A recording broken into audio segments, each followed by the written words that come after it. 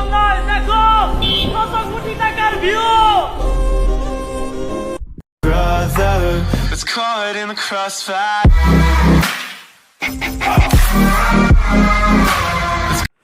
So finally guys, আমরা কিন্তু already টুল দিতে চলে আসলাম। তো এখানে এখন টুল দিতে হবে 50 টাকা। আমাদের সামনে আমার ছোট ভাইরা টুল দিয়ে বেরিয়ে গেছে, এখন কিন্তু আমার টুল দেওয়ার পালা। তো আমার বড় ভাই আমার পিছনে সে টুল দিয়ে দিল। তো আমরা টুল দেওয়ার পর আমরা যখন পাই হলাম, তখন আসলে নিজেদের কাছে অনেকটাই সাকসেসফুল মনে হচ্ছে।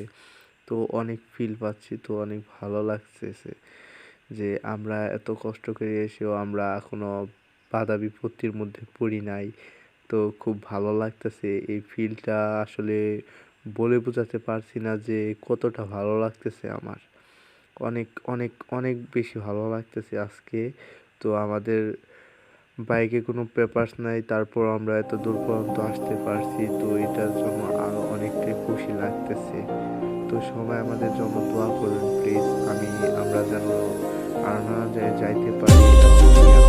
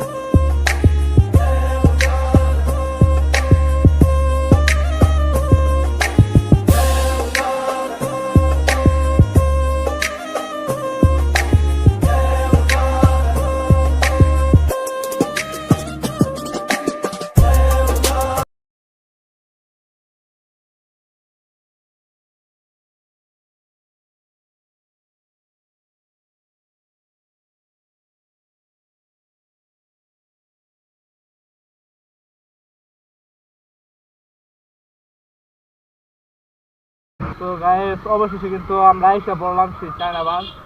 এটার আসল নাম হচ্ছে সিরাজগঞ্জ কসবার 0.3 পানি সম্পদ মন্ত্রণালয়, বাংলাদেশ পানি উন্নয়ন বোর্ড সিরাজগঞ্জ। এখান থেকে আরো 1 কিলোমিটার পর হচ্ছে সেই চায়না বাঁধ। এটাই হচ্ছে সেই চায়না বাঁধের এখান দিয়েই যাই। তো যাই দেখেন সেই প্লেস সেকেন্ড কক্সবাজার। কক্সবাজারের মতো ফিল হবে এখানে। দেখেন দেখেন ভিউ দেখো, দেখেন ভালো লাগে প্লেস, প্লেস।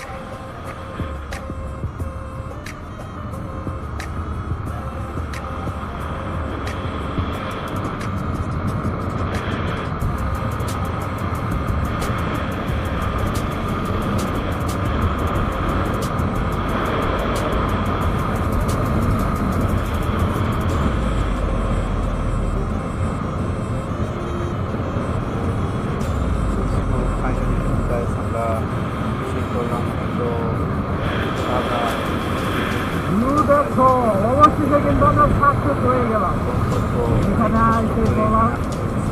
আমি কিন্তু কল্পনা করতে পারছিলাম না